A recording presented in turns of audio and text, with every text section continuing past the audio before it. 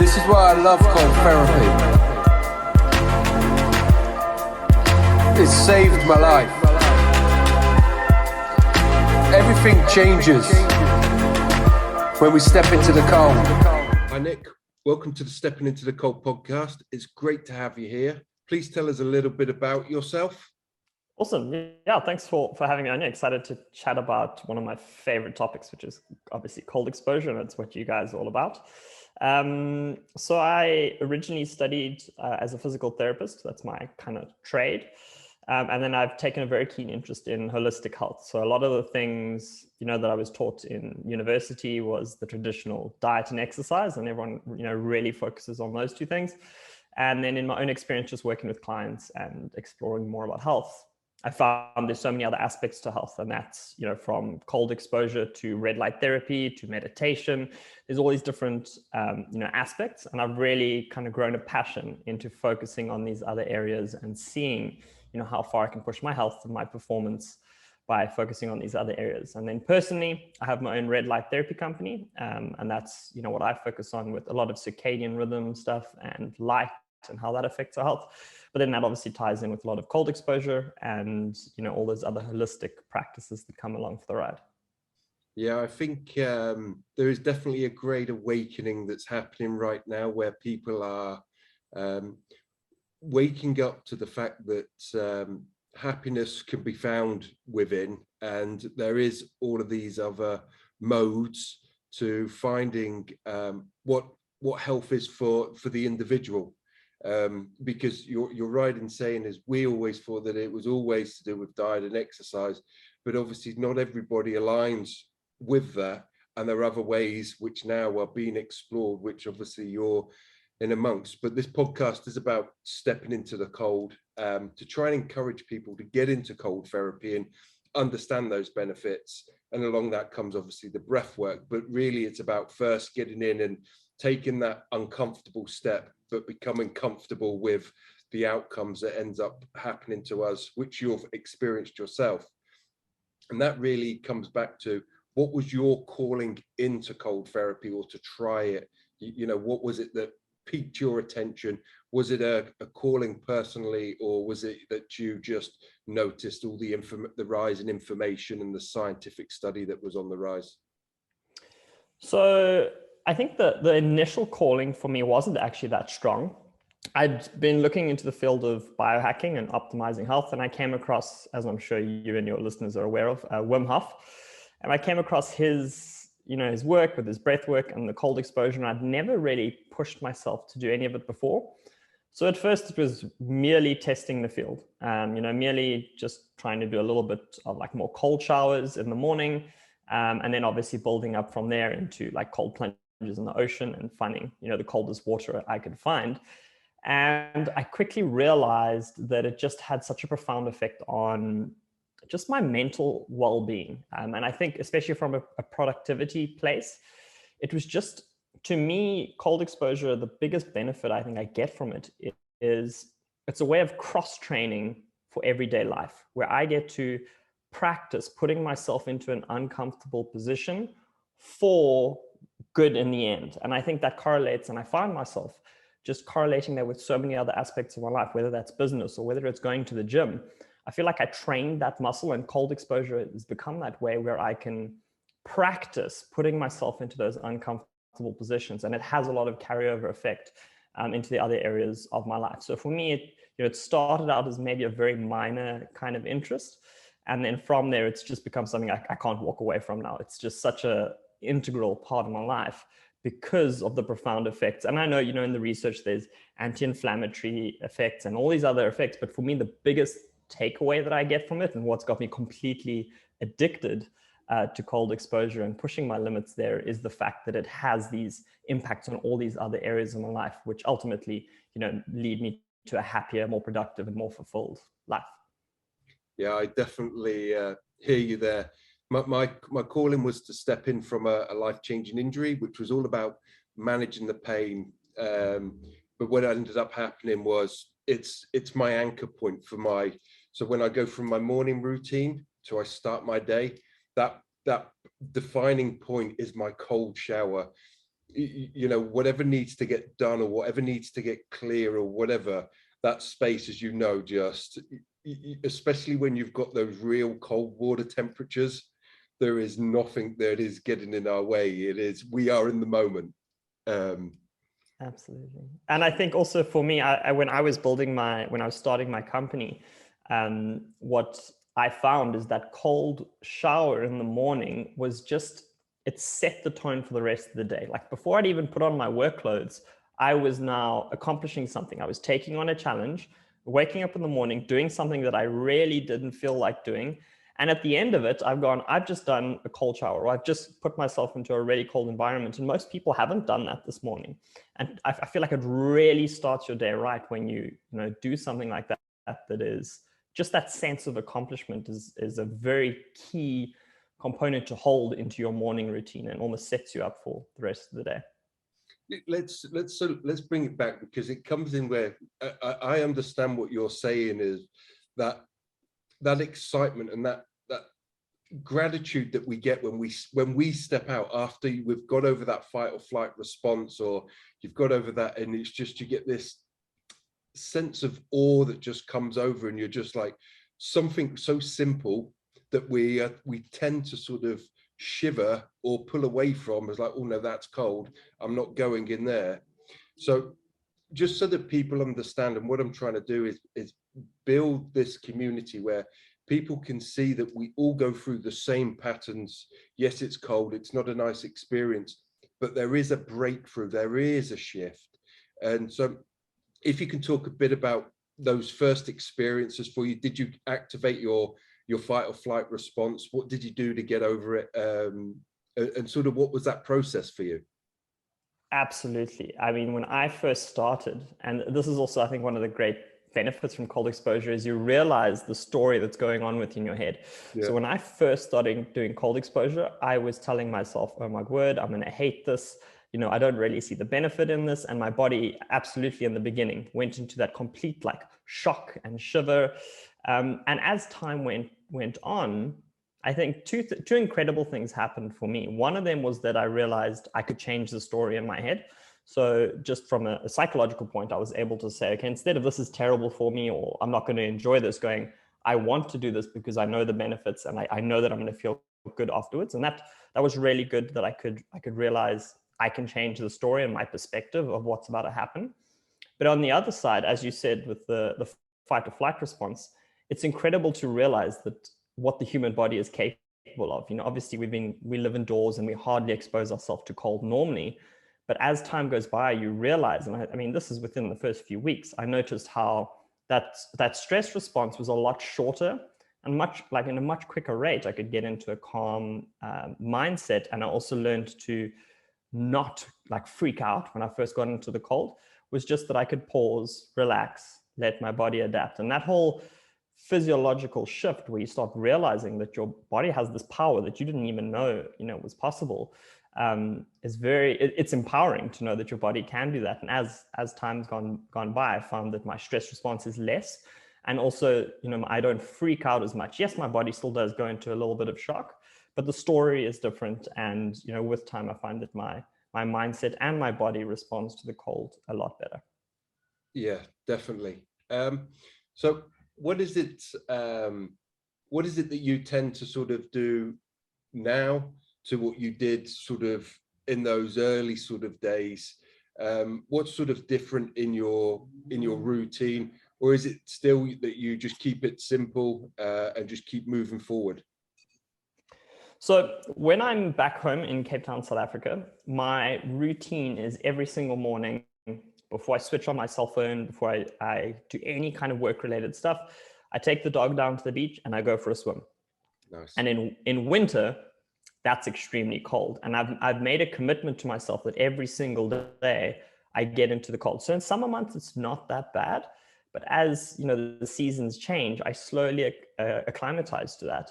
And that is a very strong ritual. I think, I'm currently in Indonesia, in Bali, but when I'm in Cape Town, South Africa, there's not a single day that I will miss that. Summer or winter, I transition throughout that. And every single morning, it's a cold swim in the ocean. And in winter, it gets pretty cold. Currently, I'm in Indonesia, Bali, so it's pretty hard for me to find any kind of cold source. But we do have facilities, and I'm doing ice baths at the moment. After some of my workouts, I'd probably say twice a week, I'm doing an ice bath. And then that's obviously just to try and tide myself over and also help with things like muscle recovery. But at the moment, I would say it's not a daily practice, just because it's not very convenient for me to find a cold source. Yeah. Do you find yourself, even though the showers would not be that cold, do you find yourself just having as cold as you can get a shower? Absolutely, and that's actually a very good point. I almost don't mention that now because I feel like my body doesn't get shocked by that, but still, yes, I don't even touch the hot shower. It's not even a thought anymore. The hot tap never gets touched anymore. It's cold by Bali standards, but Yeah. when I'm still keeping up my ice baths, I feel like the cold isn't that cold really here.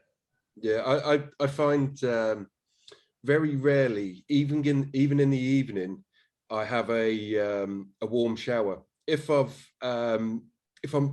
back's sore, because it was a back injury that I had, so if I've got muscle ache or I can feel it, then I will use a bit of contrast therapy going between the two. But very rarely do I can't even remember the last time I had just a hot shower. Have you heard about the benefits to having a warm shower in the evening for sleep quality and how that works? So I find for me that the cold shower actually puts me in a more deeper sleep, because with it activating your metabolism, warms up the body, it puts me into a deeper sleep, and that seems to be with a few other people. But I know that what they suggest is the warm will actually put you in a relaxed state, but where the cold will actually warm you from the core. And so that if you use it correctly, that it can actually induce a deeper sleep. And I was on sleeping tablets for 12 years before I found cold therapy. That's one of the big things for me. So what would you say that cold therapy is there something that you could define that you noticed, whether it's from a mindset perspective, a mental health perspective, or you talked about changing the story? What were the big things that sort of like you was never expecting to get from entering like cold water, that you sort of gone, well, that's happened because whether it was the clarity, but there's some big shifts, personal shifts that you have taken away and that you sort of contribute to your actions of getting into the cold. Yeah, so I think, I mentioned earlier the one about the story and how you can, obviously you change the story, whether you go, oh my gosh, this cold is going to be terrible for me, or this is really good for me. And it's the exact same actions that you're doing, but a different story. However, there's actually something else I would rather like to add and say that I found, one of the most profound takeaways from it. And I know Wim Hof talks about this, but when you first get into the cold, there's this, natural reaction where you want to freak out and you want to tense up. And with time, what I've practiced is not reacting to it. So just learning to pause. So I know that I am going to go into a little bit of fight and flight, but I also know that my body is going to adapt to that. And with practice, obviously doing the cold exposure, I've found that I can have that sudden shock of cold, but I've learned to keep myself calm and to just pause before actually reacting to it. That has an incredible carryover into everyday life. Something can happen, whether someone cuts you off in traffic or someone says something that should really annoy you. And exactly the same process, you can pause. You can let that, whatever that external stimulus is, happen. And then you can just wait. And the beauty in that is that you don't react as negatively. With the cold, you don't freak out and tense up. And in everyday life, you find you don't overreact to things, whether that's being extremely, aggressive or whether it's taking something personally. There's that carryover where just learning to pause and delay your reaction, I think is probably one of the most incredible takeaways that I definitely didn't expect to get from taking a cold shower. It's really interesting. So I always find myself that I get excited, and it's that big diaphragmatic breath. And I like it when I'm right at that point, and then you just get that big release. But I'm going to try what you've suggested, even though I know that I'm maybe crubbing some excitement and some joy, but I definitely see the benefit in what you're saying. So if you could just maybe explain to me of how you would suggest trying to sort of withhold that shock response. Is it a mindset thing? Is it a will thing? Is it something that you need to do within your body, or is it an attention perspective? So this is going to be for my personal case, but I think that this is how I would suggest if anyone else wants to try and figure it out. Notice what your body does when you first get exposed to the cold. So I noticed very quickly there was two things I would do. One of them is I would tense up my muscles and everything would just go stiff. And the other thing is I would just stop breathing. I would just go and just hold my breath. So what I started doing is, as soon as the cold hit me or I got into the cold water, is I would make sure that A, I kept breathing, and that B, I didn't tense up my muscles. So I kept a little bit loose, and I was still focusing on my breath, breathing out normally, breathing in normally, as I was before. So I'd say that, maybe you do something differently, but I think test that, see how your body reacts, and what is your instinct, what is your reflex to the cold, and then try and see if you can control that in subsequent sessions. Yeah, so I think where you said what's my reflex, and I think my reflex that I've programmed in, and this all comes to like changing the story, is just that joy and excitement and that release, which isn't a bad place to be. But absolutely. I see the benefit in what you have just said, and that really comes in of that desire I had about creating technology that will cool the water, because I think that activating that sympathetic nervous system is a good thing, because it lets us deal with the stress that is beyond ourselves, and so that is something that I'm going to try, and I'm looking forward to trying it, and then I'm looking forward to it playing out in the real world. So if so I'm assuming the aim is to activate the parasympathetic to put us back into a state of rest. So we are moving from that high alert and state straight into really being able to move into a rest or digest state very quickly, which is a great stress coping management tool. So yeah, I'm definitely going to try that. Thank you. And thank you for sharing that with the listeners.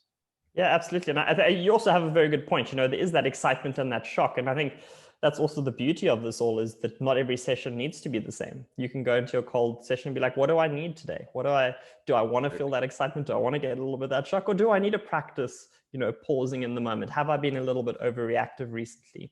And you can mix that up and then, have different cold therapy sessions essentially. Yeah. So you talked about sort of when you're in South Africa, where you are now in Indonesia, in Bali, and there's obviously these difference in temperatures. What is it? Have you sort of found yourself, you've got like an ideal sort of temperature? We can maybe look at it as in seasons, but if you could give maybe a range of where you think that might be, or where it feels like it is. I couldn't give you a clear answer on that, because I think I like the difference. I don't like to just have summer, or I don't like to just have warmth, and I don't like to just have winter. I like to experience the cold and go through a winter so that I appreciate summer. I've thought about whether I wanted, because my work is online, so I can be a digital nomad. And I've thought about, do I want to just live in a tropical place and be warm all the time? Yeah. And I found about 2 years ago, I was living in Turkey for a while, and it was warm all the time. And I found that I almost lost an appreciation for the warmth, and I missed the cold. However, I've also lived in the UK for some time, and it's been really cold. And then I'm like, you know what? I'm over the cold. I'm over the cold right now. So I've come to realize that I don't think I could say that I have a favorite. I like the difference, and I like the up and down between seasons, to get that contrast and make you appreciate the cold or make you appreciate the warmth. I suppose it's the same with many things in life. If everything was just high all the time, you wouldn't appreciate, you need those lows sometimes to appreciate the highs. And I think it's very similar with temperature. In general, I do like summer months because there's a bit more sunlight. My days are a little bit longer. I feel a little bit more productive when it is warm. However, I've definitely been in times, as I mentioned, like in Turkey, or even now in Bali, if I'm here for too long, I can feel myself going, I need some more cold in my life. I enjoy the cold. It really is a key aspect of my life. So I think, there isn't one favorite. I think it's a 6 month. I like to have both sides of the coin. Yeah, I definitely hear what you're saying. So my wife is Spanish. Right now I'm in Marbella and it's very warm. But I was in Marbella where I had the idea for CRYOSHOWER, and it was that where I got frustrated because I used it. One is to sort of manage the pain, but really it gave me the first time in 12 years, I started to get clarity and I started to get my creativity all coming back. Because I was on opioids, I was on sleeping tablets, I was on all these things to help manage my everyday life. And this comes back to, that was my story. I believed that I needed to have them. I believed that if I didn't sleep, I was stuck in bed. And what ended up happening over a series of a few years was that, one, it helped me manage the pain and it's got me off all of the medication and then the mindset stuff. But in those early days where I just got into it and I got addicted to that endorphin release, but that was something that I needed at the time. But then when the summer months were coming in, I found it very frustrating. But through my persistence and just keep stepping into the cold, it set me on a new life's mission, a new purpose, which is, making sure that people can access that benefit zone no matter where you are. Something like our ice blast that you could chuck in your suitcase, charge with some ice and just have your 3 to 5 minute shower, whether it's 2 or 3 times a week, would be, I'd say, a bit of a blessing for you just to be able to access. So I hear what you're saying, and I love when I leave here sometimes at the end of a summer, because even in the winter it's still warm, and going into the UK and it's 8 or 10 degrees the water, and you're just like, oh, it just, you need that contrast. A long-winded story from me on that side, but I hear what you're saying. Absolutely. So, yeah.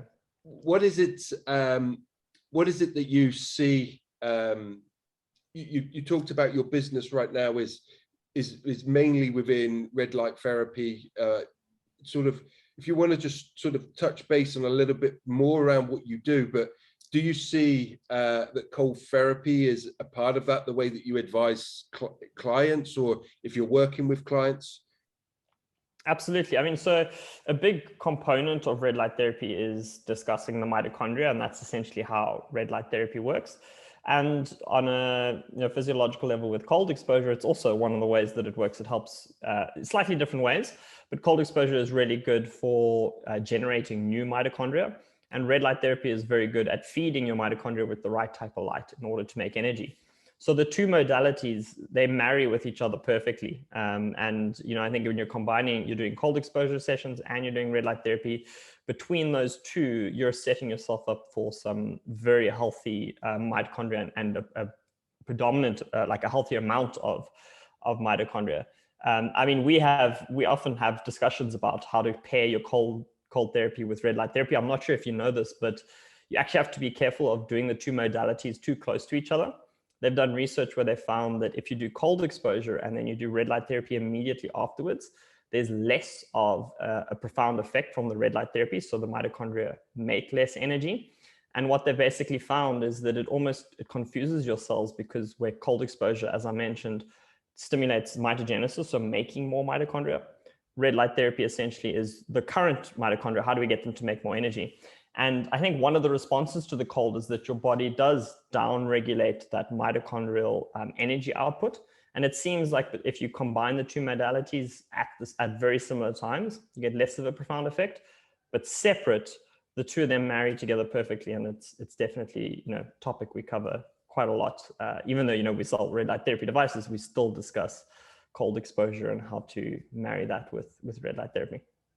And that's the great thing with the rise of all this holistic cold therapy, red light therapy, the importance of reconditioning your microbiomes and your mitochondria, is that it's allowed much more scientific research for us Joe Public, to be able to sort of get a wide breadth of that information of really, these things are really good for you. And with having the right mindset, telling ourselves the right story, and taking conscious action within some of these spaces, you know, can transform and change our lives for the better. And I think also both modalities use the same compass, and that compass points in the direction of returning to nature. You know, as we mentioned right in the beginning of this podcast, most of us don't get exposed to enough cold because we're indoors and we're wearing, you know, jerseys, and we've got heating and all that. So most of us don't get out into the cold, whereas our ancestors would have. They would have tapped into cold exposure, you know, almost by force. And it's the same thing with red light therapy. We're going, you know, we're spending too much time indoors. We're getting exposed to too much artificial blue light, whereas your cells need more red and infrared light. And that's what would have happened when your ancestors were outdoors in nature. And I think between those, the common compass is the fact that if you return to nature and you know, try and live a little bit more primally, even while living in a modern society, it does have profound effects on your happiness, your health, and, you know, your mental state. Definitely. So we touched a little bit about the way that you integrate the cold therapy, light therapy together. But really, I'm quite interested to sort of see, you know, what's in the future for Nick. Where's he going? Right now, he's in Indonesia, in Bali. You know, what's Nick's plans over the next 12 months to 3 years? That's a very good question. I don't plan very far ahead. Although I do know, so in Indonesia now it's the dry season, but it's only dry for another month. So there's good surf here. And then after, about another 6 weeks, the winds start turning. So I will be going back to Cape Town, South Africa. And then we're moving more towards summer. So the way I've set up this last 12 months is I'm going to kind of miss the cold. But I'm going to figure that out over the next 12 months. You know, where can I still get my cold exposure? You know, will I stay a little bit later into winter in South Africa? I think I'm going to figure it out. You know, as I mentioned, this is the first 2 months I've spent in Indonesia. I might make it a cycle of coming here more often, but I'm gonna just play it by ear and see how the next 12 months go. Living in the now, love it. Exactly. So really, as we're drawing to a close, Nick, what is it that that you would say to somebody that's sat on the fence, that is listening to us speaking about cold therapy? He sees everybody else talking about the benefits of cold therapy. They've either tried it and they got put off by that shock of get out, or they're like, just that general story that they have in their head from the childhood that either the water's cold or whatever. What would you say to someone to encourage them to get in or step back in for the first time? I would say don't underestimate the capacity that your body has to adapt. So I think everyone in the beginning, I think it's comforting to know that everyone in the beginning really struggles with it, and don't underestimate your body's capacity to adapt to it. And with time, you're going to tell yourself a better story. You're also going to find that your body doesn't respond in the same way. However, in saying that, I also don't want to give a false illusion that it just becomes sunshine and rainbows and all of a sudden you don't feel the cold. I think there's also a comfort in knowing that everyone still suffers a little bit. Everyone still approaches the cold and does go, oh, my body's kind of saying no to this. And that isn't going to go away. But the benefit is you do start almost loving that. I love the feeling that when I approach the cold, my body is saying, I don't want to do this. And I get to override that. I get to get that sense of accomplishment knowing that I did something that is really good for me, even though my body didn't, was trying to basically fight me. So I would say, don't underestimate your body. It will get slightly better over time, and you will adjust your story, and your body will adjust to how it feels from the cold. But on the other hand, also recognize it as a beautiful tool to use in your life, because if you can train yourself to do that every single day, it's going to have such a profound effect. You're going to find it easier to go to the gym. You're going to find it easier to start working on your business. You're going to find it easier to motivate yourself, even to just sit down and do some work, because you're cross-training that ability to overcome your body when it's saying, I don't really want to do that. Now you're going to have, so many profound effects. It's not just about getting better at cold exposure. It is about getting better in so many other aspects of your life. Yeah. Just so that if somebody's watching this, how long was that for you? That sort of that switch, because you go through the stage of like, this is really, I'm not enjoying this, to you switch over and you look forward to getting in. But sometimes when it's really cold, you still get that flutter in your stomach. But that's what you was talking about, that agility, that mental toughness that you like, I'm going in. So really, just so that people are watching this, that they know that this is about persistence, and that willingness to keep stepping in, just so they get an idea of how long that was for you. Honestly, I think it was actually way quicker than I expected. I think within the first month, I was already noticing, when I first started doing cold exposure, I could never go straight into the cold shower. So I'd always do a hot shower, and then I would end on cold, and I struggled with it a lot. But I would say within the first month, I noticed that I could go straight into the cold, and I just noticed how much quicker my body would adapt. Like, I'd still get that cold shock, but I think within the first 30 days, I was already going, I'd get that little shock, and then like 30 seconds into the cold shower, I was almost like wanting to check the temperature, going, why am I comfortable right now? Why am I, 30 days ago, I was like wanting to jump out. And I found that at the end of that, or within that time frame, I was eventually going, okay, well, I'm here now. I'm comfortable. This really isn't that much. I'm not trying to jump out of the shower anymore. So I would say probably within the first 30 days, I had noticeable changes to that. And then, adjusting the stories and that's, I think, just a lifelong journey. And I think, Nick, just as you've just said there, and is the way that you get to full cold is a personal journey again. Like you've said, it took you, you started on hot and you worked your way there. And I think that was also likewise for me. So climatizing and getting yourself there is part of the journey. You do not have to go straight cold and just try and, by sheer willpower, do something that you're not enjoying, where this is a thing that you should be looking forward to experiencing.